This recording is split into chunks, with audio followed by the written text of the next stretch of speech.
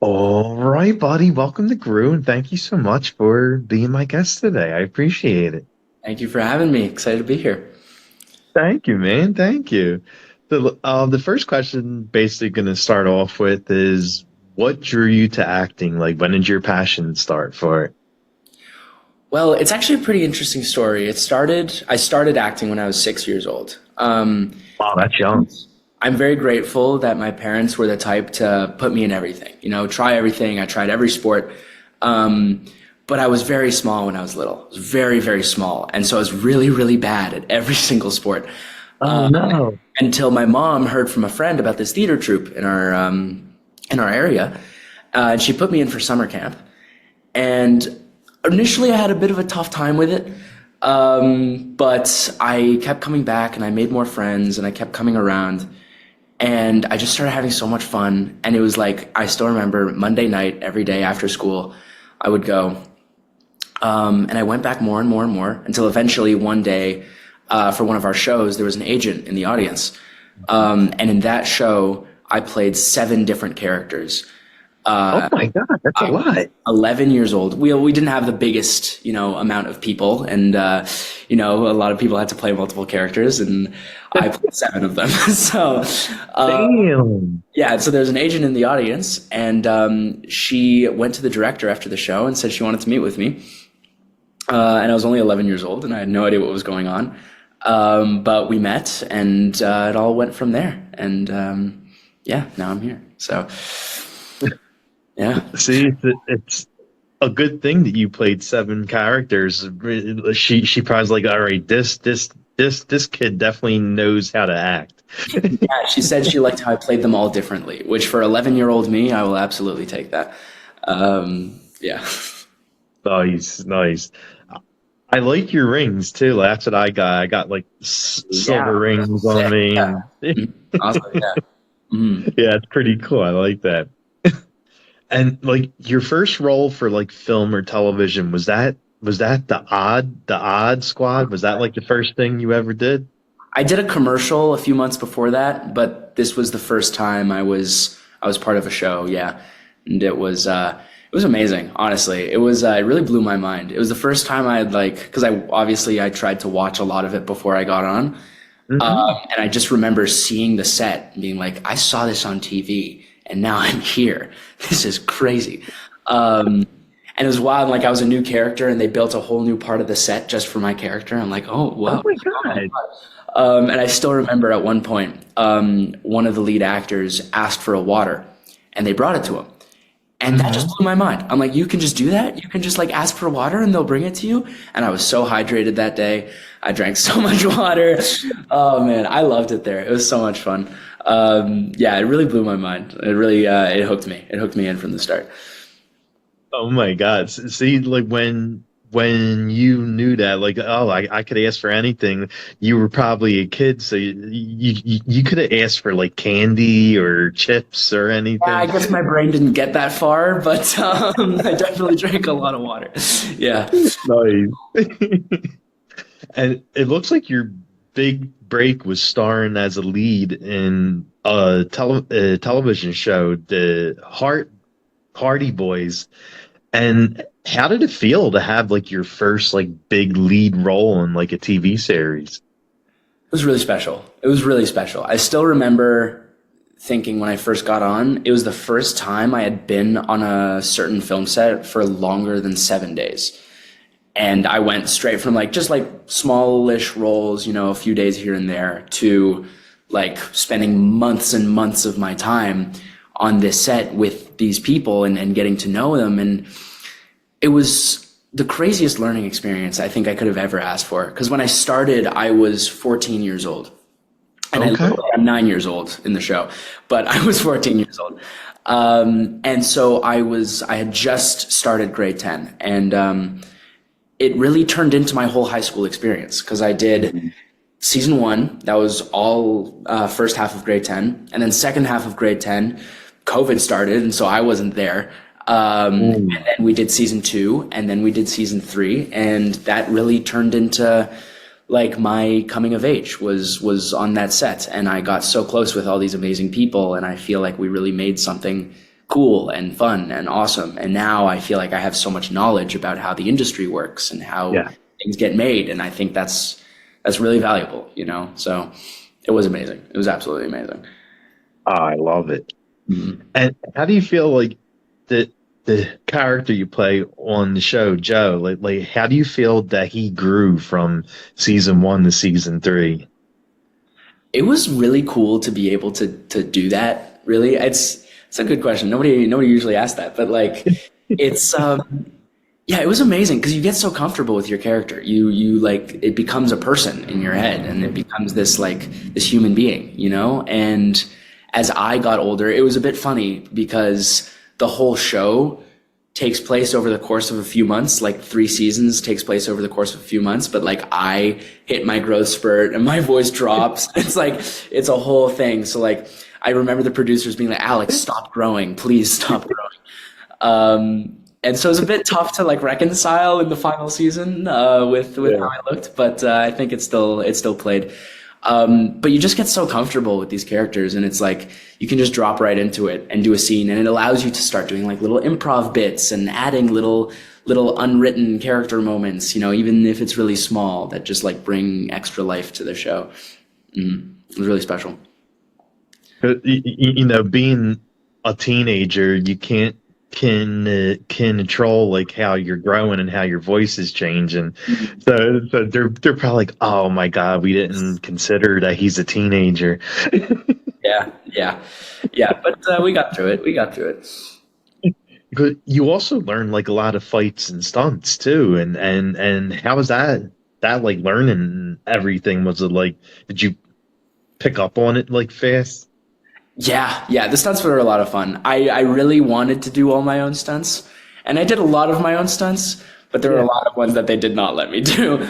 Um, there's a few moments, I won't spoil it just because it's like in the finale of season 3, but there was like a big moment I really wanted to do it, and but it was like involved everybody, and so we had stunt doubles for the whole Mhm. cast, and they didn't let it slide. But there were a lot of moments where like we were hooked up to wires and we're like flying around, and like that was Oh, so much fun. Wires are really uncomfortable, but I'm sure. it's a great time and it looks really cool, so it's worth it. But yeah, I'd say the stunts were like it was a really fun show because like it had a little bit of everything. You would like run around in the forest, you'd have a really dramatic scene, and then you do this like absolutely crazy stuff that like you could like your friends wouldn't believe you if you told it to them.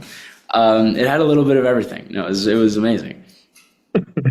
And it's definitely like a 80s theme show, like almost along the line of Stranger Things and shows like that. And did you watch like any 80s films and listen to 80s songs while you were like getting ready for the character? Yeah, actually, I was already a massive fan of 80s music, and I already had like a Mhm. like a 10-hour playlist on my phone before I even auditioned for this. Um, and then I remember once I got the job, the director came up to me and he gave me a bunch of movies to watch of like, this Yeah. is the vibe, you know, this is what we want. So like Stand By Me, The Goonies, like stuff like that is like, this is who I want you to be. Like this rough, scruffy 80s boy, like, you know, like willing to fight for anything and like Mhm. quick and witty, that kind of vibe. So yeah, I definitely had some studying to do. Nice. When I first heard about this show, the first thing I thought of was the WWE wrestlers. Did they have their own television show? Yeah, the Hardy Boys. Yeah, I remember looking it up and be like, "Who are these wrestlers? What is going on here?" Yeah, it's really funny. Yeah.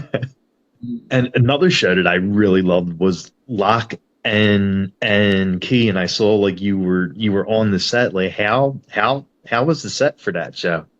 That was fun. I was only there for a day, um, but yeah, I got killed off pretty quick. But that was that was still a fun one to be on.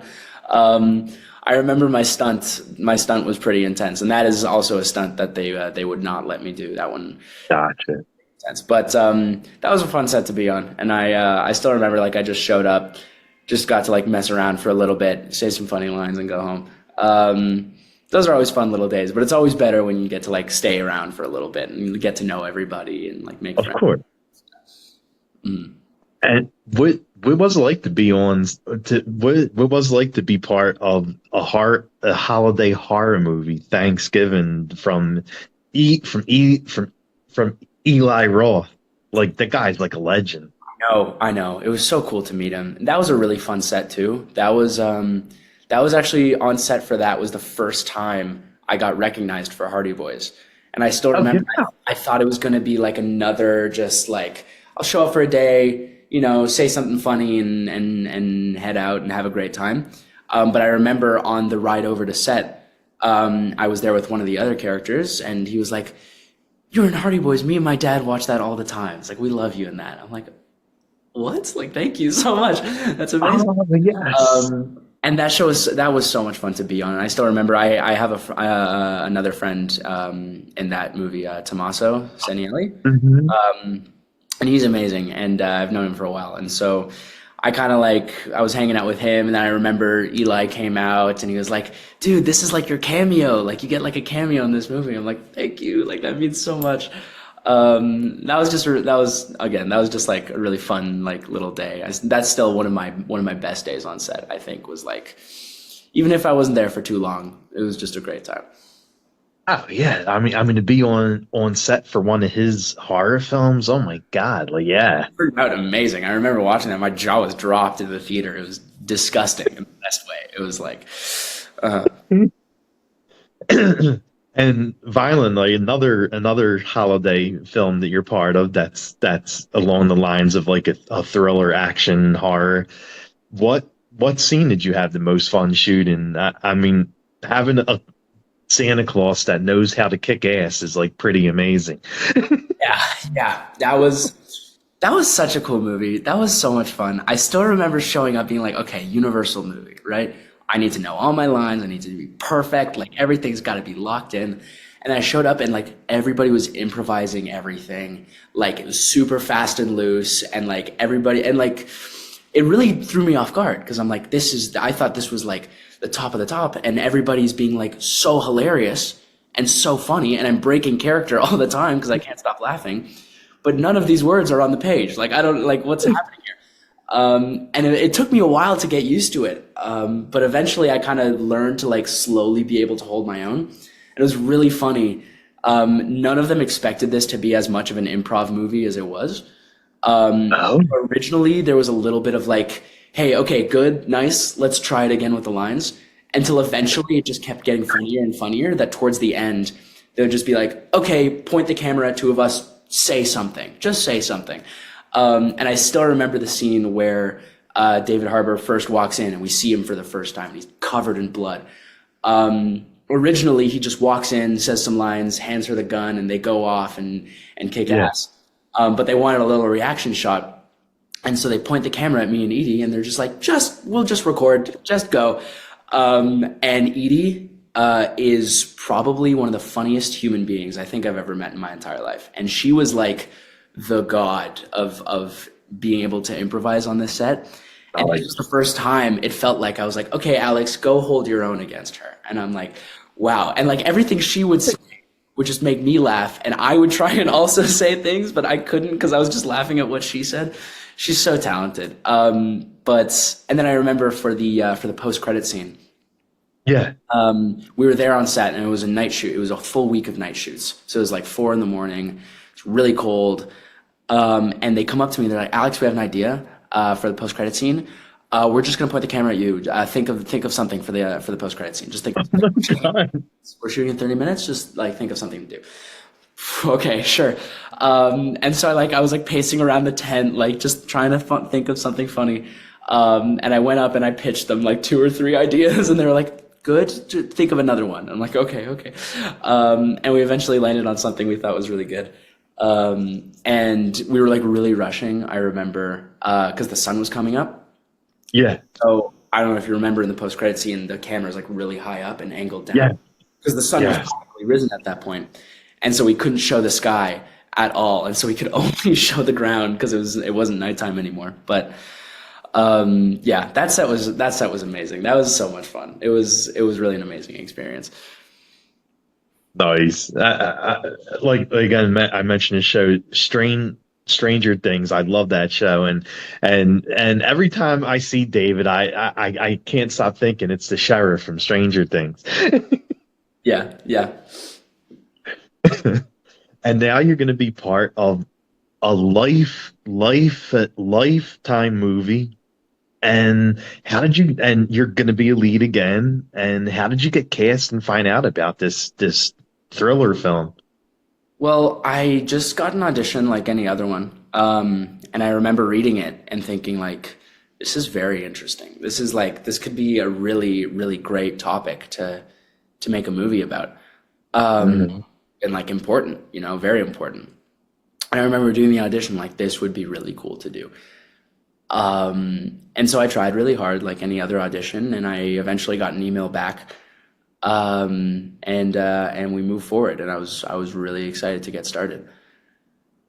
Sweet, man, sweet. And Miles is the guy you play, and he definitely has a lot of different layers to him and some anger. And how do you get in a mind frame to play a character like this with like all these different layers to him? Well, the way I think about emotion when it comes to characters is that there's like three or four like key root emotions, and then everything else kind of branches out from that. And so everything with like anger and violence and all of those negative things all stem from fear. And Mhm. so in reality, he's really just scared. He's really scared. And he's like a caged animal. When you try and approach a caged animal, they're gonna bite you, you know? Exactly. And I think that was really important to get right with Miles. I think that was like that's the key of where this is all coming from. He's so scared, he has no idea what's going on, and he turns to the first thing that gives him comfort, which is this awful community online, which feels like it gives him strength, when in reality is just pushing everybody away. Mhm. And the first time you're reading the script and you see like all the different things that Miles is going through, and what were your first thoughts on like Miles and how you're going to go about playing him? It was really interesting. I remember reading the script and then I was like, okay, exactly what you said. Like, how do I go about playing this? Yeah. And I instantly picked up my phone and I just started writing. I just started rambling in my notes app about this story that I just like thought up in my head of like, this is what it feels like. And the story I came up with is you're writing an exam. You're in an exam hall. You're really stressed about it. You're writing your exam. You have no idea. You turn the first page, not a clue what's going on. You look around Yeah. you. Everybody looks really confident. Everybody knows exactly what they're doing. They all studied, right? You're still stuck on your first page. You hear somebody flip their page over. Oh shit. Okay, well, maybe that guy's just extra prepared. You're still stuck. Somebody flips their page over again. More people start flipping their page over. Everybody's on the second page except for you. What the hell? Like, okay, what did they know something that I didn't? Well, now I'm like really worried because I don't know what's going on. Eventually, you just write some random stuff down just to flip to the next page so you can keep up with everybody else. By the time you do that, the first person stands up and walks down to hand in their exam. What? Like, what do you, wait, hold on. What do you mean? This guy, okay, maybe this guy's like a write-off. Maybe he's just really, really smart. Okay, you keep trying to focus. Maybe you get one thing right and you're like, okay, I know that, Mhm. but this one also doesn't make sense. More people start standing up until eventually you're the only person left in the exam hall and you're just there and you're scared and you're alone and you still don't know what happens and the time runs out and your test isn't finished because you spent so much time worrying about finishing the test instead of just focusing on yourself. And I think that was really like Miles's experience in this movie is he feels like the people around him are abandoning him, are leaving him behind, but in reality he's leaving himself behind, you know. That's a really good way of putting it. Thank you. And like Miles gets rejected,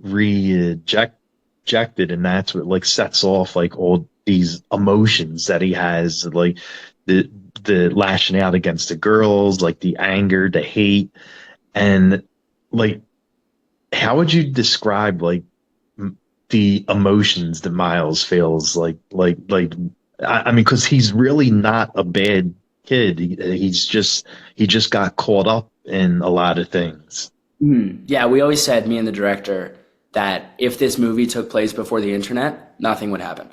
Miles would just be a normal kid and go about his day, and everything would be fine. And he would get rejected, and he would be a little hurt, but he would move on.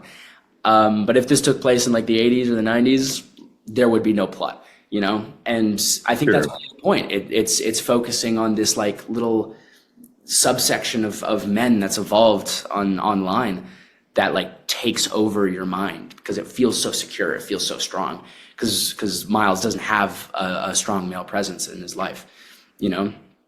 And so I think these emotions really come from that. I think he's looking for guidance. He's desperate for a direction. You know, his dad isn't around and he doesn't know how a man is supposed to act.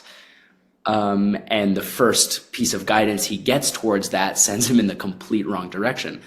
Exactly. Takes it and he runs with it because it makes him feel powerful.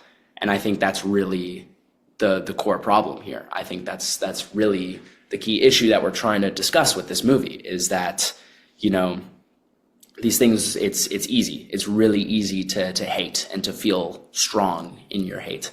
But you need to realize that in doing so, you're pushing your support system out the window.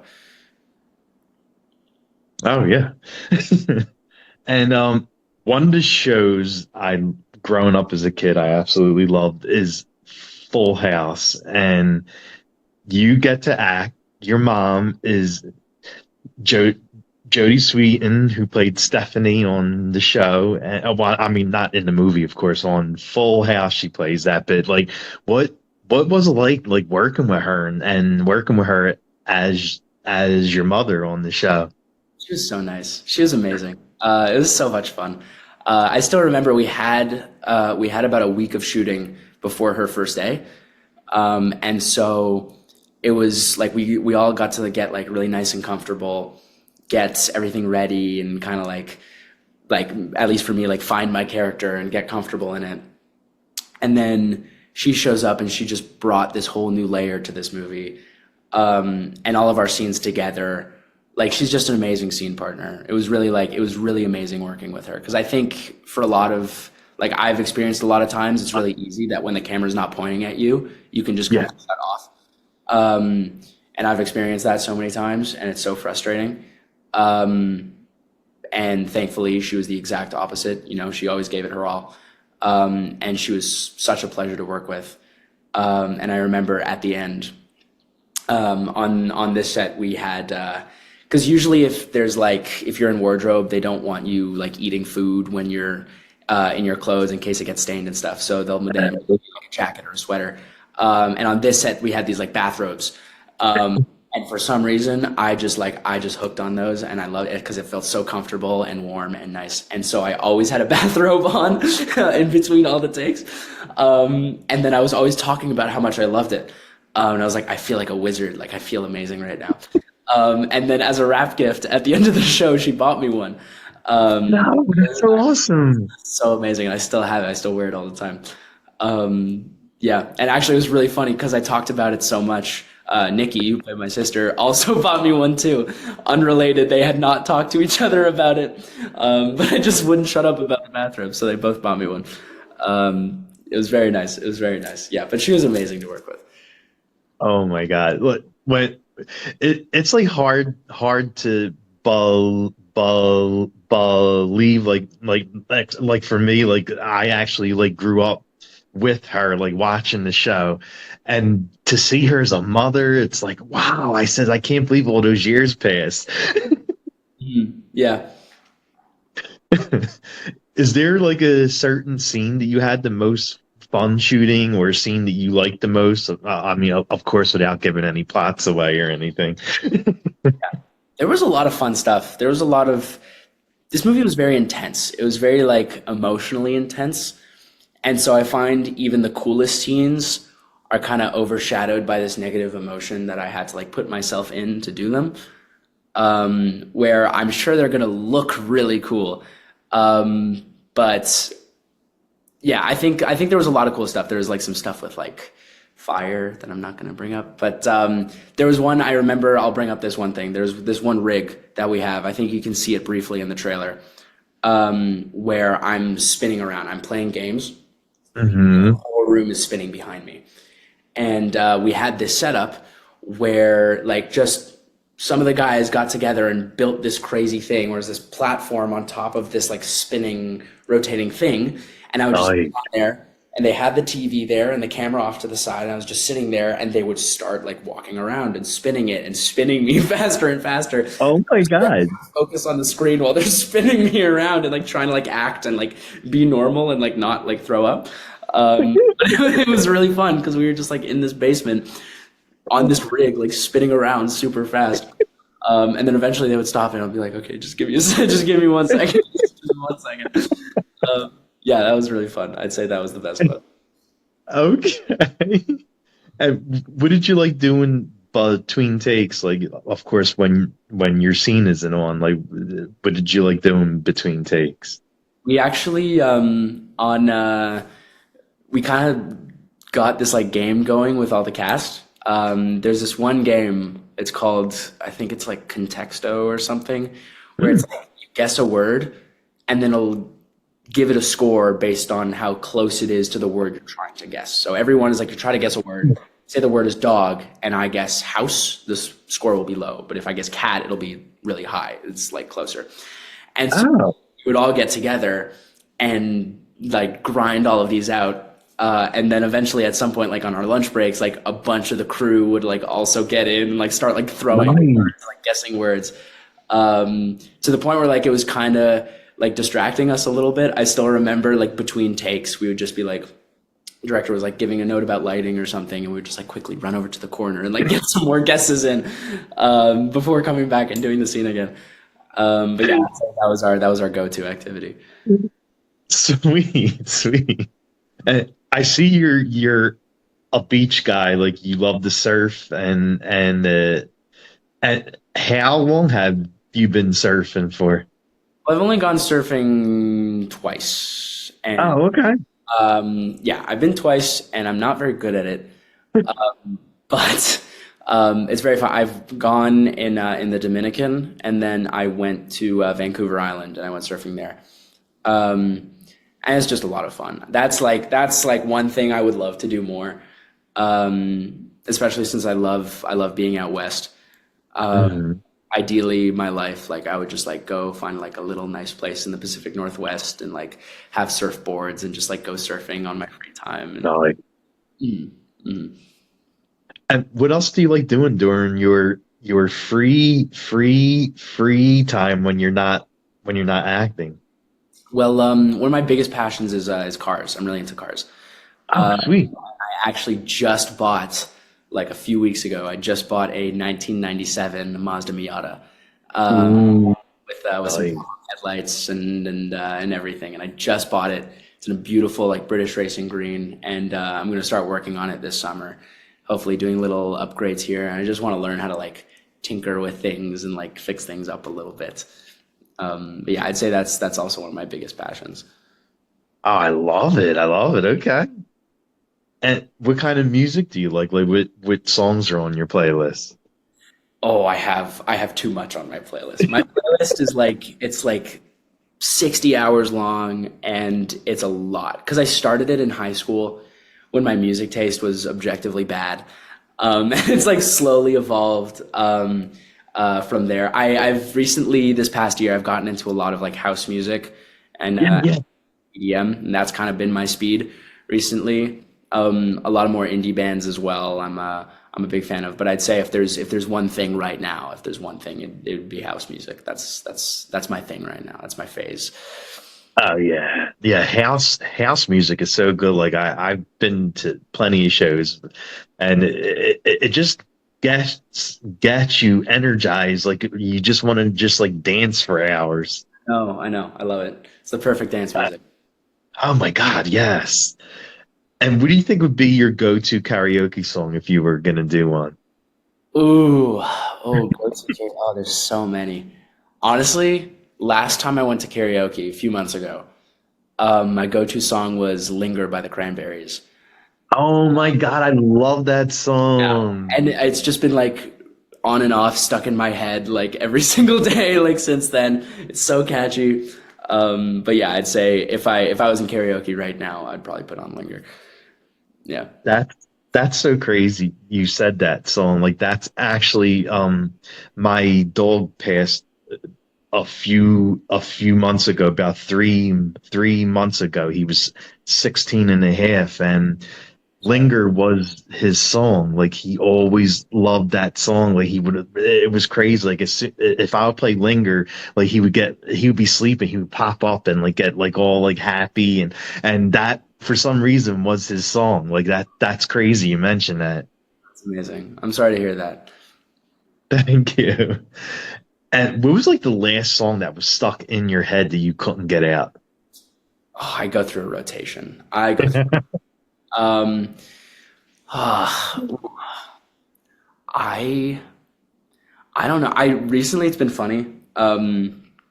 After the Tonys, I got a lot of the Hamilton performance on my feed. Yes. So me and my girlfriend have just been like singing Hamilton songs at each other over and over again, which is so weird because I haven't thought about that show in years. But I forgot how catchy the songs were, and so I'm a bit ashamed to say it, but I'd say some of the songs from Hamilton are still stuck in my head all these years. Uh, And I'm a big horror guy, and I always ask my guests this: are there any horror films that you like to watch? I love horror movies. All right. I'm a big horror guy too. Nice. I like my go-to for people that are like not into horror, and they always ask me like, "What's a good horror movie that like won't scare me too much?" I always give them something really scary. Um, I tell them Sinister with Ethan Hawke. I think Sinister is like that movie really scared me when I first watched it. Yes. I'd say that's always my go-to if somebody asks for a recommendation. Like a bunch of my roommates, they all wanted to get together one night and like, oh, we're gonna drink wine and watch a horror movie. I'm like, yes, we're watching Sinister, and they're like, I've never seen it. I hope it's good. And they were just like screaming all night. It was a great time. It was a great time. Oh, you definitely really pick a scary one for people that don't want to watch. What's the point if you're not gonna get scared at a horror movie? What's the point? Exactly, exactly. But no, that was a really scary movie. Like I really enjoyed that one a lot. Mm. Is there any place you love to travel to you haven't seen? That I haven't seen. I want to go to Japan for Oh, the car culture. yeah. My Japan trip would be very obnoxious and annoying if anybody came with me that wasn't into cars at all. Because I would go to all the spots, I would go to the racetracks, I would hopefully go to the F1 race. I would do a lot of things there, and eat a lot of food. Actually, I Yes. just recently went to Italy a few weeks ago. Oh, you did? That was my second place, right behind Japan. And so I'm really happy I knocked that off the list because it was absolutely beautiful there. And I managed to catch the F1 race in Imola, and that was a crazy experience. But yeah, I'd say Japan is at the top of my travel list. So, how was the food in Italy? Like I never been there yet, but all I hear about is the food. Mind blowing, absolutely mind blowing. There's a saying that I really like where anywhere in the world it's possible to go somewhere and eat bad food. You can go somewhere and they'll give you bad food. In Italy, no matter how hard you try, you cannot find a bad spot to eat. It doesn't exist. Really? Food will always be good, you know? Like there were so many times we were just like walked in some place off the street, just like, oh, sure, let's go here. And it was sensational. Yeah, it was really amazing. The food was like definitely the highlight of the trip. Oh my God. I definitely have to try to get there. Yeah. Do you have a superhero and villain you like the most? Superhero and villain I like the most. Ooh, okay, this is interesting. I'd say my go-to superhero is Spider-Man because I've always wanted to play Spider-Man. I feel like that would be like my dream role would be to play Spider-Man. Um, villain is tough. Villain, I don't know. There's so many good options out there. I don't know if I can pick. I don't know if I can pick Okay. because I feel like villains recently have gotten a lot better, where it's They not just have. I'm evil for the sake of being evil. It's like I'm evil because I believe I'm doing the right thing, which is so much more powerful. And there's so many out there that like really, really hit hard. And so I don't know. I don't know if I can pick. I don't know if I have an answer to that question. All right. Hey, you never know. If Tom Holland ever steps down from Spider-Man, you could be the next one, you know? I'm available. I'm free. Yeah. And I guess the last thing I'll ask you is there anything coming up for you that you would like to plug? Um, Nothing right now, but definitely go check out Dateless to Dangerous on Lifetime. Comes out this Saturday, June 21st. Yeah, go give it a watch. I'm pretty proud of it. I think it turned out amazingly. I haven't seen it yet, but from from what I did on set, I think we made something really special. And where can fans follow you at? You can follow me on Instagram at Alex underscore underscore Elliot with two L's and one T. Awesome, Bud. Well, I appreciate you taking time for this. Thanks so much for coming on. Thank you so much for having me. You got it. Have an amazing day. Thank you. Thank you. You too. Thanks.